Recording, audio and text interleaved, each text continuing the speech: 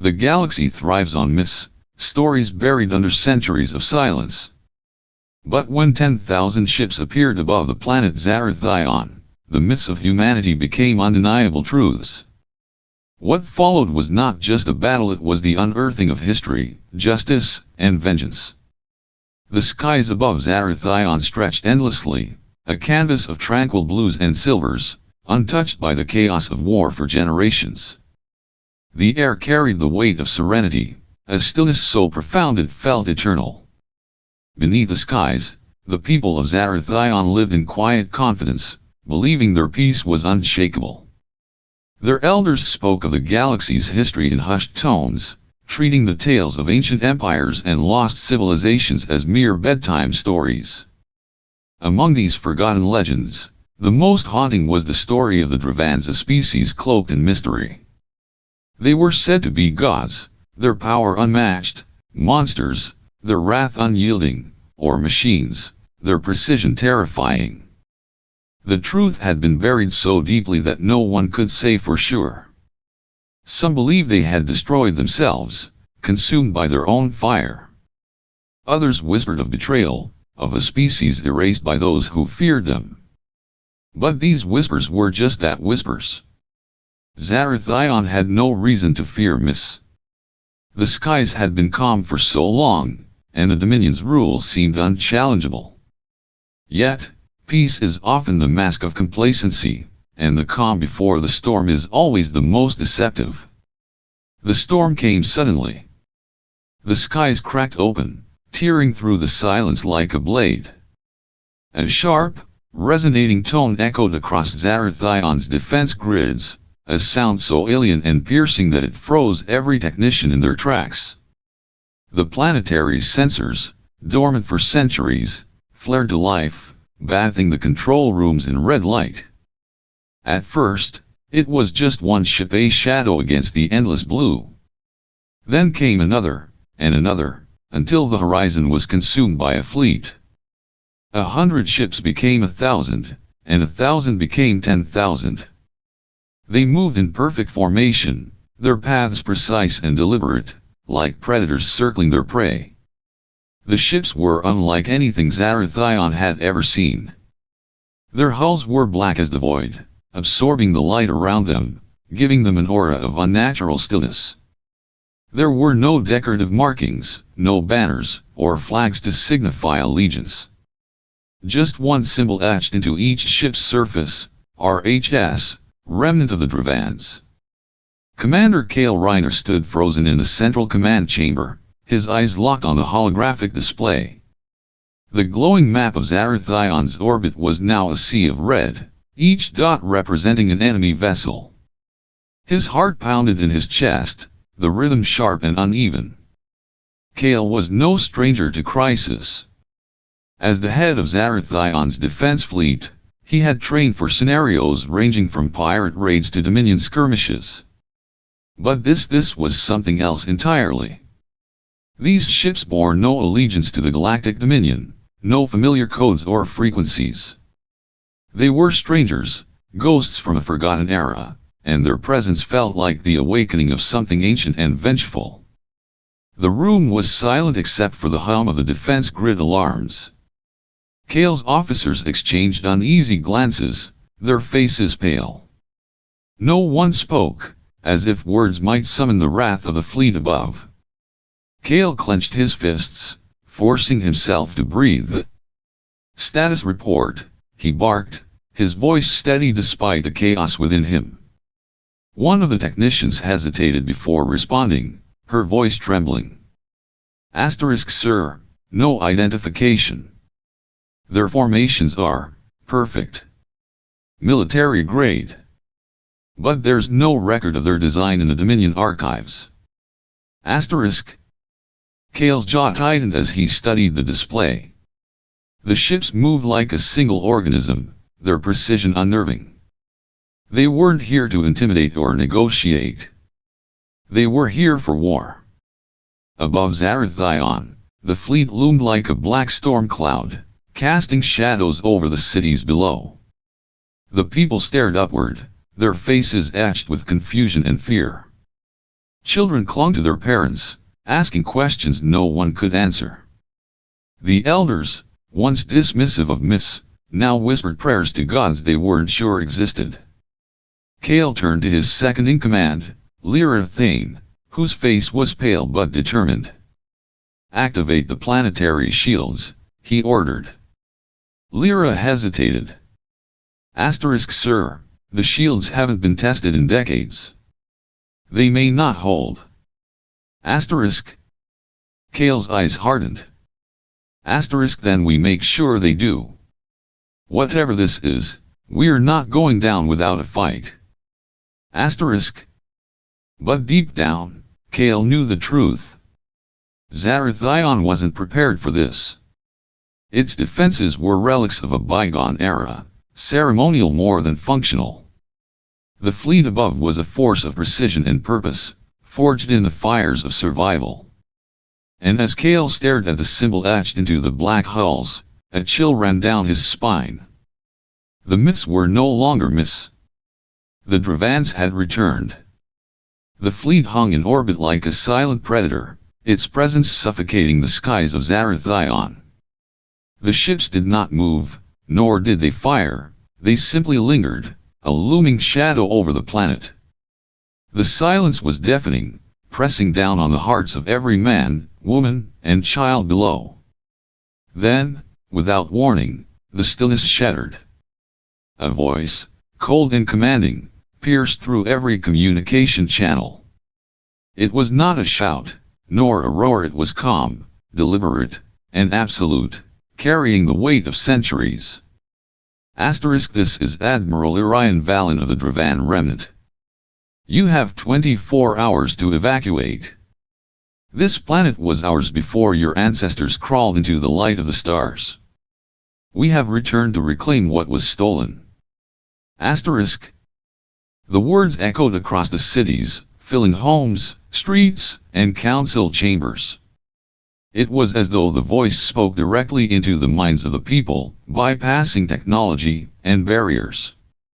It carried with it a chilling certainty, a tone that left no room for negotiation or doubt. Panic spread like wildfire.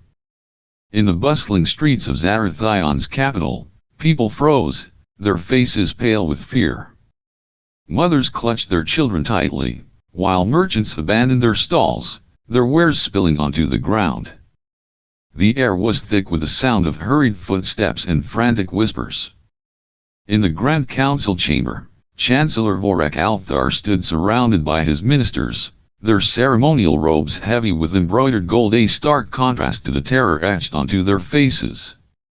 The chamber, usually filled with measured debates and political posturing, was now a cacophony of panicked voices. What do they want?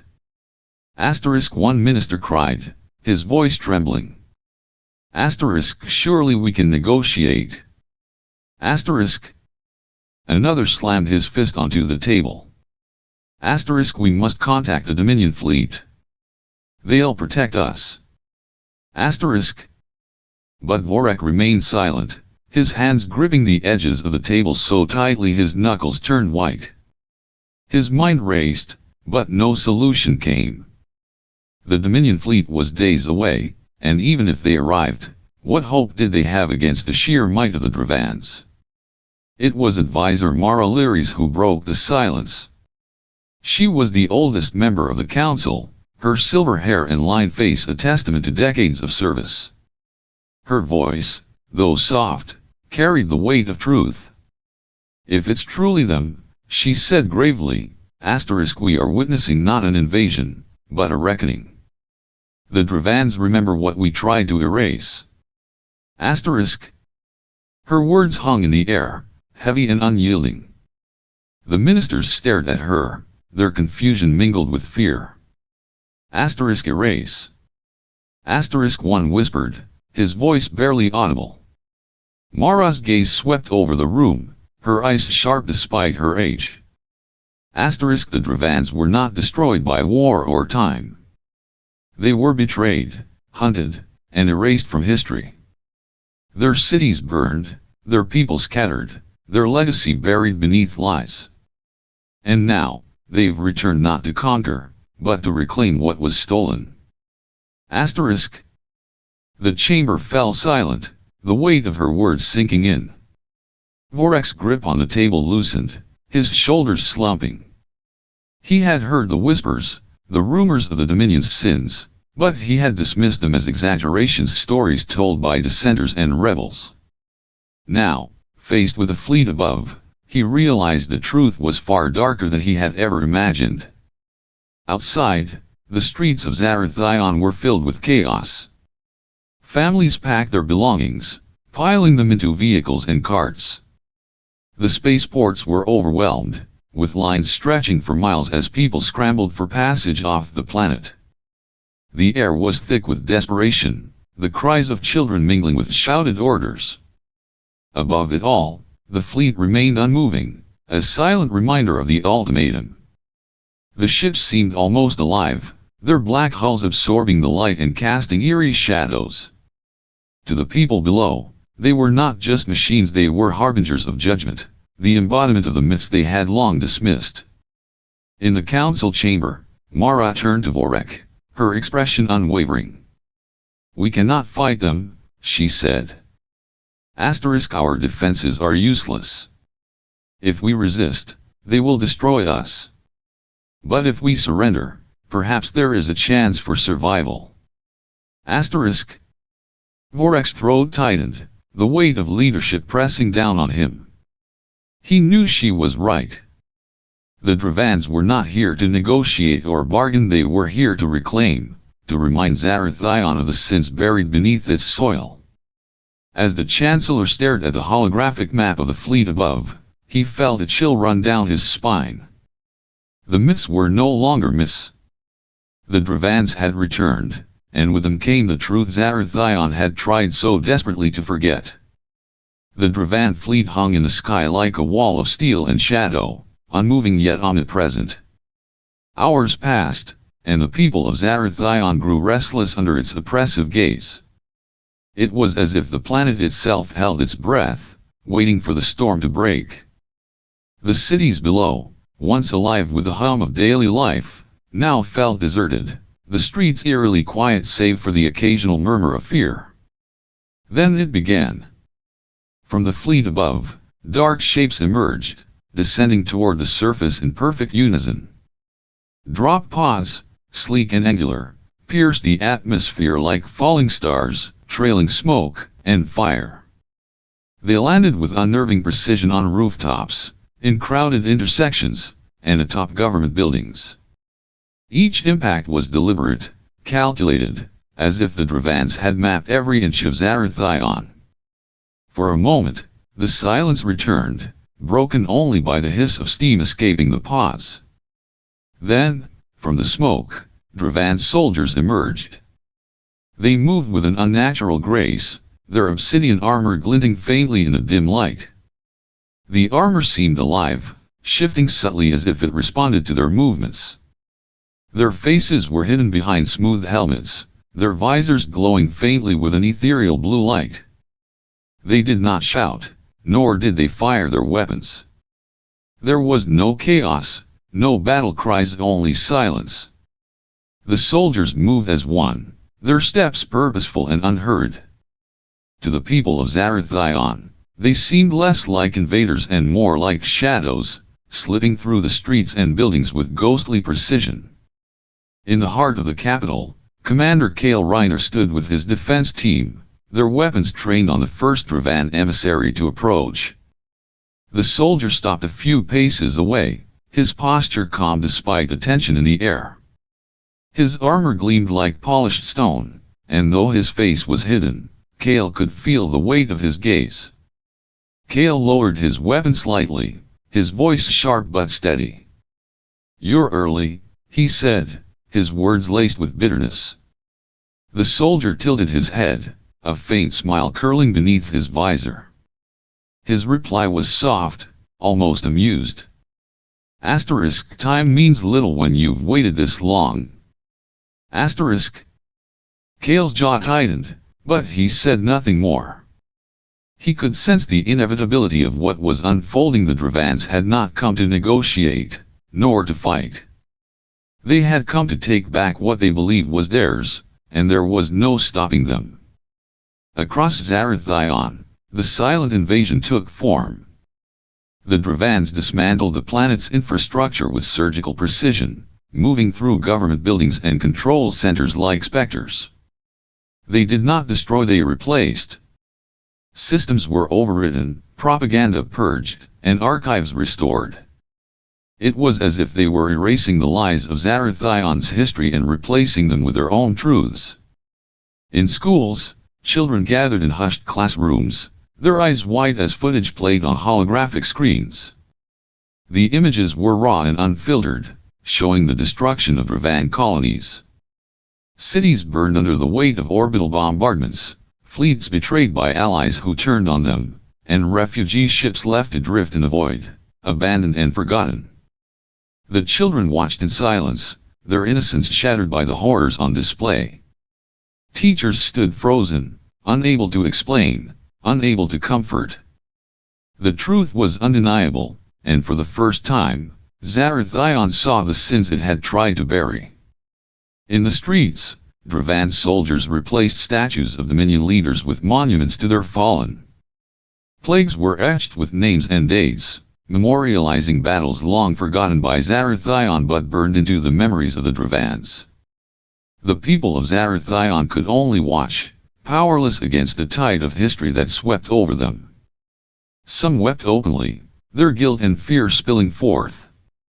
Others stood in stunned silence, unable to reconcile the myths they had been taught with the truth now laid bare. Kale watched it all unfold from the command center, his chest heavy with a mixture of anger and despair. The Dravans had not fired a single shot, yet they had dismantled Zarathion's identity piece by piece. It was not a war, it was a reckoning. As the footage of Dravan's suffering played across the screens, Kale's gaze drifted to the black fleet above. He could feel their presence, their unyielding resolve. They were not conquerors, they were survivors.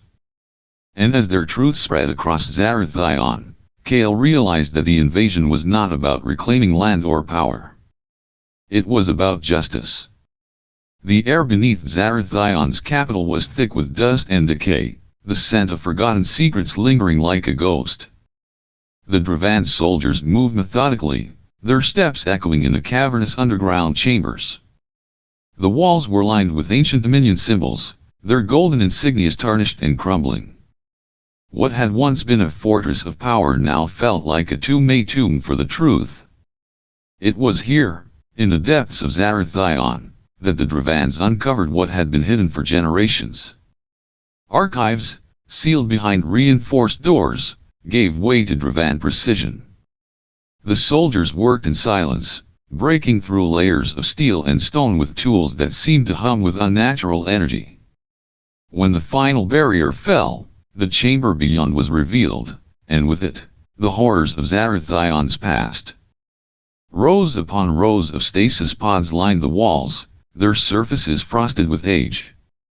The faint glow of preserved life flickered within, casting eerie shadows across the room.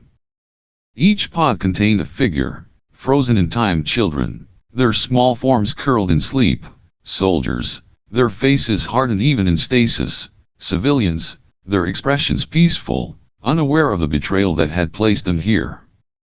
Commander Kale Reiner stepped forward, his boots crunching against the shattered remains of Dominion seals. His breath caught in his throat as his gaze swept over the pods, each one a silent accusation.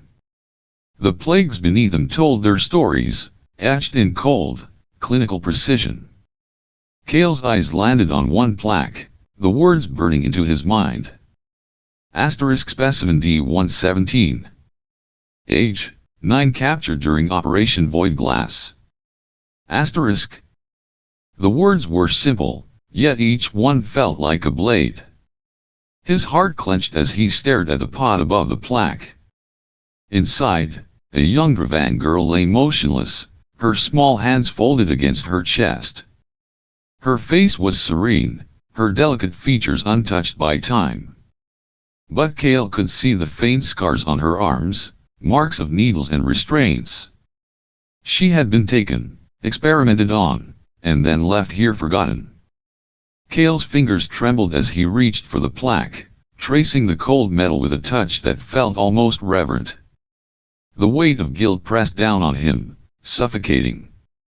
He had fought for Zarathion his entire life, believing in its ideals, its truths. But now, those truths lay shattered at his feet, replaced by the undeniable reality of what had been done. Behind him, Advisor Mara Lyris stepped into the chamber, her aged face pale in the dim light. Her voice was barely above a whisper, yet it carried the weight of centuries. "We believe the lies," she said, her tone heavy with regret. Asterisk that the Dravans were unstable, dangerous. But the Dominion wasn't protecting the galaxy. They were erasing it. Asterisk. Her words hung in the air, a bitter echo of the plagues that lined the room. Kale turned to her, his eyes dark with anguish. Asterisk, how could we not see it? Asterisk, he asked, his voice cracking. Asterisk, how could we let this happen? Asterisk. Mara's gaze was steady, though tears glistened in her eyes. "We didn't want to see," she replied. Asterisk, the Dominion gave us peace, order, prosperity. We closed our eyes to the cost because it was easier than facing the truth. And now, asterisk, she gestured to the pause, her hand shaking. Asterisk, now the truth is staring back at us. Asterisk. The Dravan soldiers continued their work, uncovering more horrors as they moved deeper into the archives. Genetic experiments filled the adjacent chambers, rows of tanks containing half-formed bodies, twisted and grotesque. Cloning attempts lay abandoned, the remains of failed creations floating in viscous liquid. It was as if Zarathion had tried to play God, using the Dravans as raw material for their ambitions. Kale felt sick, the weight of it all threatening to crush him. He had always believed in Zarathion's righteousness, its role as a beacon of civilization in the galaxy. But now, standing in the midst of its buried sins, he realized that beacon had been built on ashes of a people who had been betrayed and erased.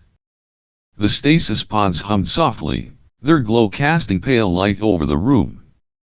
Kale stared at the young girl in specimen D-117's pod, her face etched into his mind.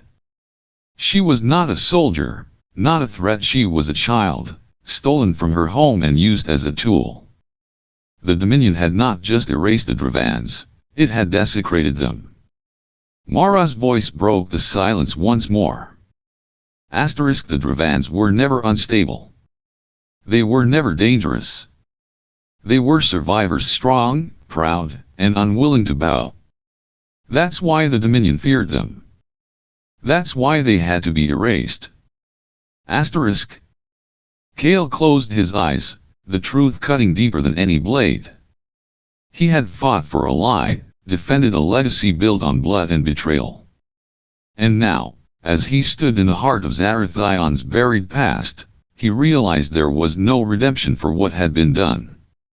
The Dravan soldiers began releasing the stasis pods, their movements careful and reverent. The figures within stirred, their eyes opening slowly, blinking against the light. The young girl from specimen D-117 opened her eyes, her gaze meeting Kale's. For a moment, neither of them moved. Kale felt the weight of her stare, the silent judgment it carried. He wanted to speak, to apologize, to explain, but no words came. What could he say to a child who had been stolen, experimented on, and left to sleep in the dark? The girl's eyes softened, her expression unreadable. Then, without a word, she turned away, her small form stepping into the embrace of the Dravan soldiers. Kale watched her go, his heart breaking with every step. The past could not be undone. The sins could not be erased. And as the Dravan fleet prepared to leave Zarathion, carrying their people and their truth with them, Kale knew the galaxy would never be the same. The reckoning began quietly, like the first tremors of an earthquake. The Dravan occupation had not brought war or destruction, but something far more devastating: truth. It spread through Zarathion like wildfire, igniting anger, shame, and disbelief in its wake. The Dravans released their archives methodically, each revelation striking at the heart of Zarathion's identity. Names, dates, orders, all meticulously preserved, all undeniable. These were not accusations, they were facts, laid bare for the galaxy to see. The lies that had sustained the Dominion's power for centuries crumbled under the weight of this truth, and the people of Zarathion were left staring into the abyss of their own history. The tribunal was held in the Grand Hall of Zarathion's capital, a space that had once been reserved for celebrations of Dominion triumphs. Now, it was filled with a somber crowd: civilians, soldiers, and even former loyalists, all gathered to witness the unfolding of justice. The air was thick with tension, the silence broken only by the occasional murmur or the rustle of clothing as people shifted uncomfortably in their seats. At the center of the hall stood the accused, high-ranking Dominion officials, their faces pale and drawn. They were not dragged here by force, but by the weight of their own exposure. The Dravan archives had left no room for denial, no space for excuses. Their crimes were etched in history, and now, they would answer for them. Among the accused was General Lorian Vayner, the Chancellor's brother, a man once celebrated as a hero of the Dominion, his name synonymous with victory and honor. But the archives had revealed a darker truth. It was his signature that had authorized the sterilization of entire Dravan refugee populations, an act of genocide disguised as security measures. The crowd stared at him with a mixture of disbelief and fury. Many had once cheered his name, believing him to be a savior of Zarathion. Now, they saw him for what he truly was: a man who had traded lives for power, who had justified atrocities in the name of order. The first witness was brought forward, a Dravan elder, her face lined with age and sorrow. She stood tall, her obsidian robes flowing around her like shadows. Her voice was steady, though it carried the weight of centuries of pain. "I was there," she began, her tone cutting through the silence like a blade. "I watched as our ships were turned away, as our children were taken from us. I heard the screams as the sterilization began, and I saw the smoke rise from the camps where my people were burned. General Vayner signed the orders that condemned us. He knew what he was doing. He did it anyway." Her words hung in the air, heavy and unyielding. Vayner's face twitched, his hands clenched into fists at his sides. But he said nothing. What could he say? The truth was undeniable, and the crowd knew it. One by one, more witnesses came forward: Dravan survivors, former Dominion soldiers, even civilians who had unknowingly participated in the propaganda machine that had justified the purge. Each testimony added another layer to the damning portrait of the Dominion's leadership. The people of Zarathion listened, their faces pale and stricken. Many had believed the Dominion's narrative, had trusted their leaders to protect them. But now, they saw the cost of that trust: the lives lost, the lies told, the blood spilled. For the first time, Zarathion united not against the Dravans, but against their own leaders. The crowd's anger grew with each revelation, their voices rising in a chorus of demands for justice. Civilians who had once waved Dominion flags now tore them down, their loyalty shattered by the truth. The tribunal reached its climax when the Dravan emissary stepped forward.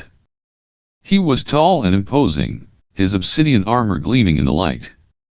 His face was hidden behind a smooth helmet, but his voice carried the weight of his people's suffering. "We do not seek vengeance," he said, his tone calm but resolute. "We seek acknowledgement. We seek accountability. The Dominion tried to erase us, but we are still here. And now, the galaxy will know the truth." His words silenced the crowd, their anger tempered by the gravity of his statement. This was not about revenge, it was about justice. It was about ensuring that the sins of the past were not forgotten, that the victims were not erased. General Vayner was the first to fall. The evidence against him was overwhelming, his crimes undeniable. The crowd watched as he was stripped of his rank, his medals torn from his chest. He was led away in silence, his head bowed, his once proud reputation reduced to ashes. One by one, the other officials faced the same fate. Some tried to defend themselves, to argue that they had only been following orders. But the Dravan archives left no room for such excuses. The tribunal was not a trial, it was a reckoning, a confrontation with a truth that could no longer be ignored. As the tribunal ended, the people of Zarathion stood in stunned silence. They had united in their demand for justice, but now, they were left to grapple with the weight of their own history. The Dominion had been their shield, their beacon of order, but that shield had been forged from the suffering of others.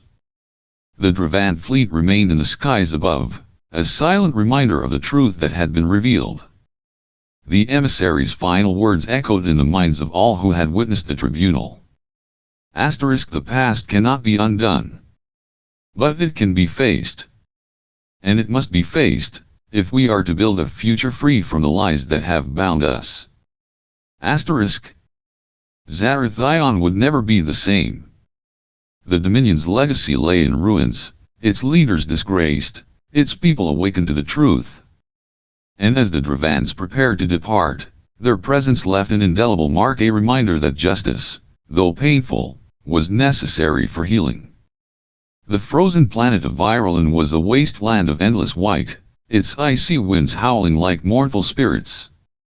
The Dravan forces moved cautiously, their footsteps crunching against the brittle frost.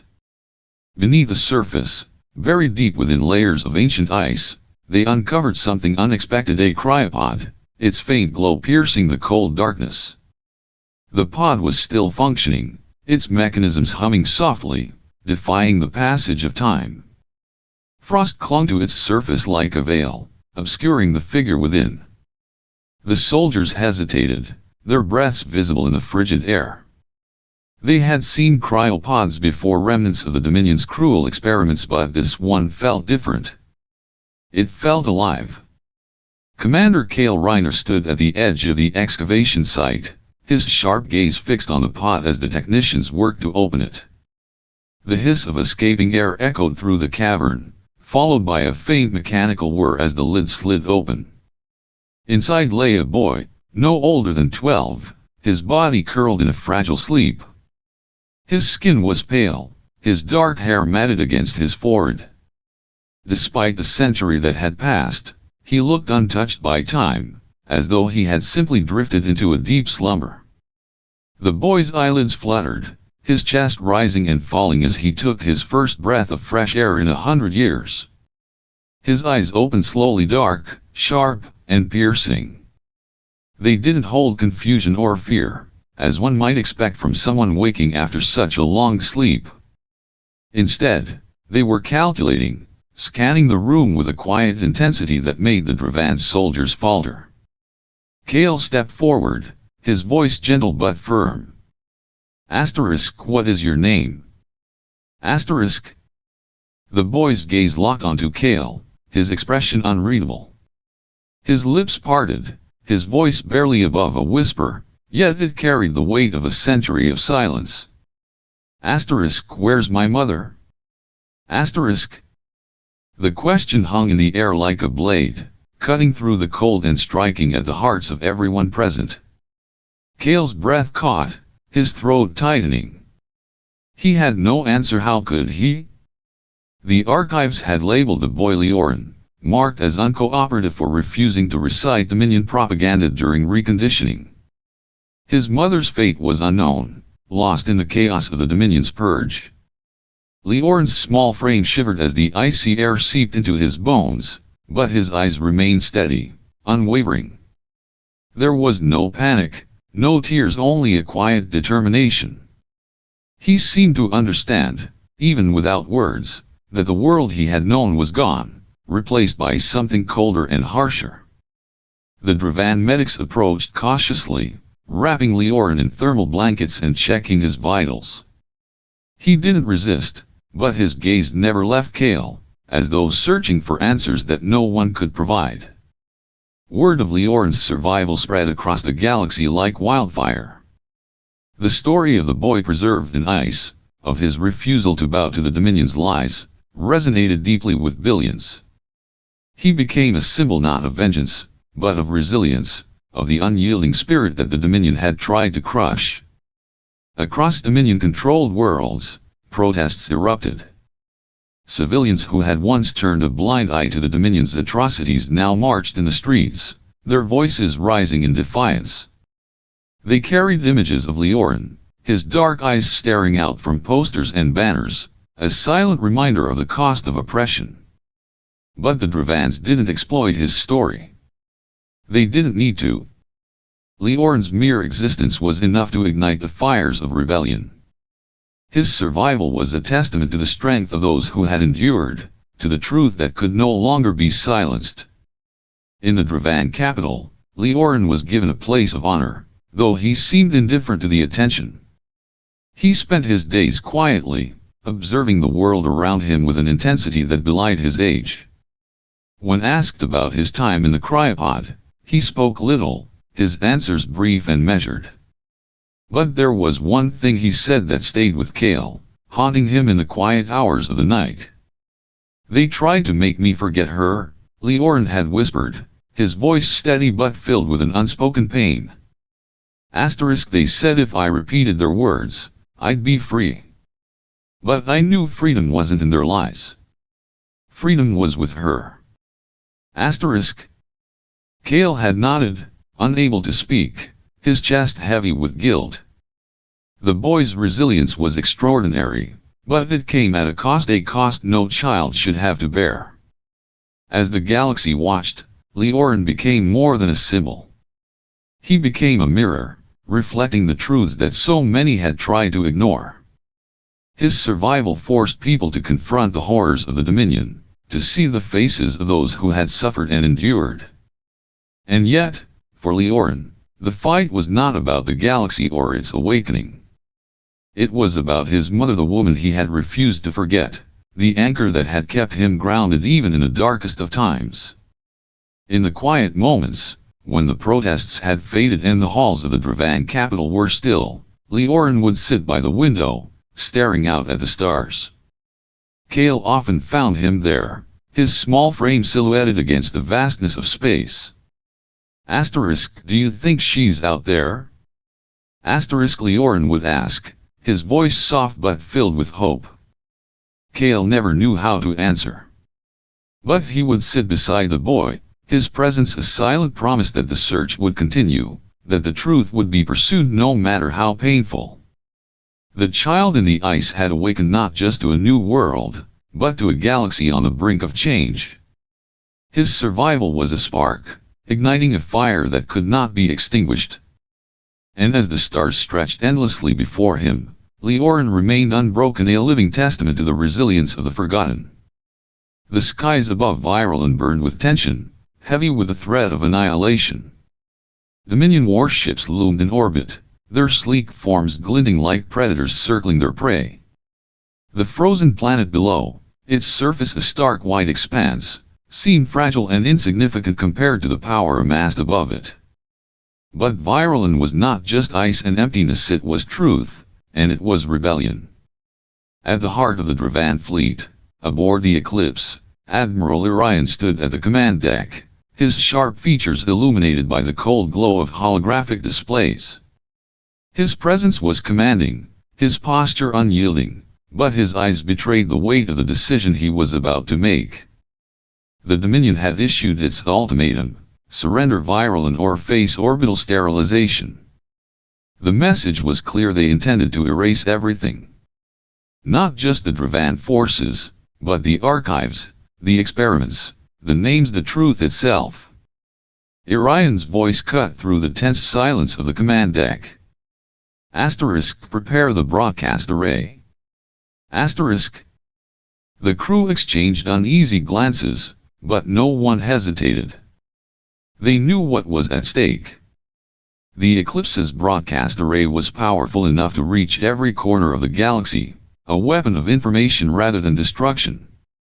And today, it would be unleashed. The Dominion's warships began to align, their weapons charging with ominous precision. The icy winds of Virulent howled below, as if mourning the impending devastation.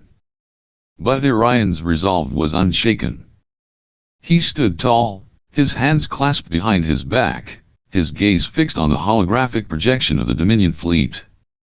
"Activate the array," he ordered. The Eclipse hummed to life, its systems surging with energy. A pulse of light radiated outward, invisible to the eye but unstoppable in its reach. Across the galaxy, Dominion-controlled worlds, neutral territories, and Dravan strongholds received the transmission.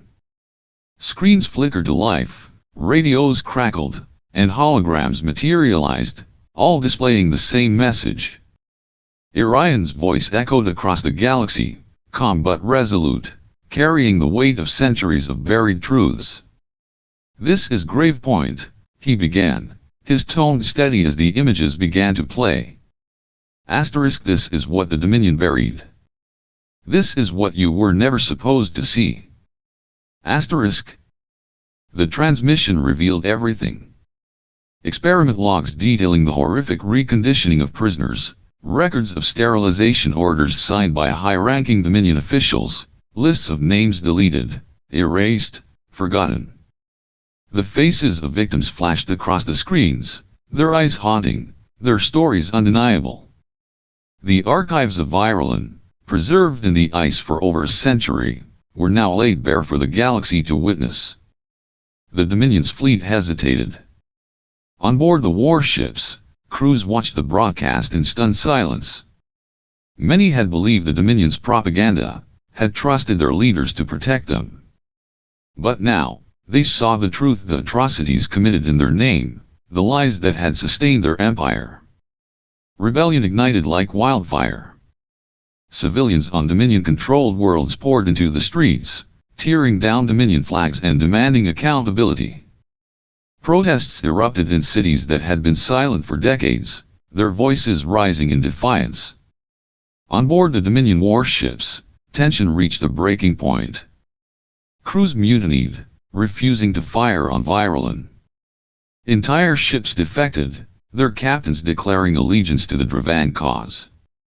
The Dominion's fleet began to fracture, its unity shattered by the weight of the truth. Orion watched the chaos unfold, his expression unreadable. He had known the risks of the broadcast, had understood that exposing the truth would come at a cost. But as he stood on the command deck of the Eclipse, he felt a quiet satisfaction. The Dominion's power was crumbling, not through violence, but through the undeniable force of truth. The High Council, once untouchable, began to fall. Their lies, exposed for all to see, left them defenseless. Civilians demanded their resignation, their trials, their punishment. The council chambers, once a symbol of authority, became a battleground of accusations and betrayals. As the Dominion's fleet retreated, Virulent remained untouched. The icy winds continued to howl, but now, they carried a different tune, a song of resilience, of defiance, of victory. Orion turned to his crew, his voice steady but filled with a quiet determination. "We've done our part," he said. Now, it's up to the galaxy to decide what comes next. The Eclipse's broadcast array powered down, its message delivered. Across the galaxy, the seeds of rebellion had been sown, and the Dominion's reign of lies was coming to an end. But Orion knew this was only the beginning. The truth had been revealed, but the fight for justice was far from over. As the stars stretched endlessly before him, he vowed to see it through to ensure that the victims of the Dominion's atrocities were never forgotten, and that the galaxy would never again be blinded by lies. The Dominion's fall came swiftly, like the crumbling of a decayed structure whose foundation had long since rotted away. Within weeks, their once mighty empire dissolved under the weight of its own lies. The galaxy, which had endured centuries of oppression, now stood at the precipice of change. The Dravan fleets spread across the stars, moving from system to system not as conquerors, but as truth-bearers. Their ships, once feared as instruments of war, now carried archives, testimonies, and evidence of the Dominion's atrocities. They unveiled the truth in every corner of the galaxy, exposing the horrors hidden behind propaganda and erasing the false narratives that had been etched into history. On countless worlds, monuments to Dominion glory were toppled, their stone faces shattered and scattered. Statues of High Council members, once revered, were dragged through the streets by angry mobs. Libraries and schools rewrote their histories, replacing lies with the names of the forgotten, the silenced, and the erased. But healing was slow. The scars of the Dominion's rule ran deep, etched into the hearts of billions.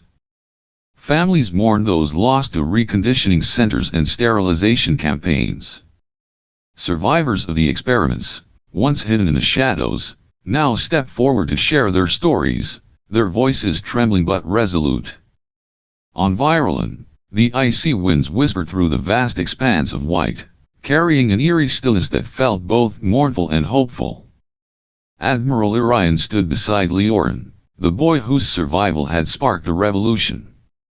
Together, they faced a newly erected monument, a towering structure of black stone, its surface polished to a mirror-like sheen. Engraved upon the monument were the names of the forgotten. Thousands of names stretched across its surface, each one a life erased by the Dominion's cruelty. Leorin's gaze lingered on the names, his dark eyes filled with a quiet sorrow.